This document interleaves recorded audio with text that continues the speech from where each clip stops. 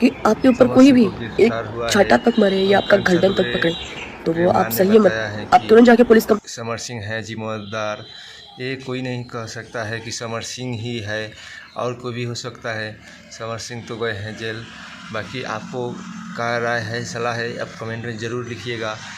कंचा दुबे एक्ट्रेस बहुत ही कैसे मरी है, कैसे क्या हुई है, कोई को पता नहीं है। आकांक्षा दुबे माँ सिर्फ बोली है कि हाँ समर सिंह है, उससे बात करता था, प्यार है, इसीलिए वो फंस गया है समर सिंह। आकांक्षा दुबे को इंसाफ चाहिए, कोई दिक्कत नहीं है, इंसाफ दिलवाइए। कौन है, समर सिंह है कि कोई और है? आप लोग ऐसे भी मत कहिए कि समर सिंह ही जिम्मेदार है। समर सिंह फरार तो है 10 दिन से, बाकी पकड़ा गया है, कोई दिक्कत नहीं है। आपको क्या कहेगा क्या नहीं कहेगा, आगे चल के हम आपको बताते हैं। समर सिंह क्या सच में जिम्मेदार है? ये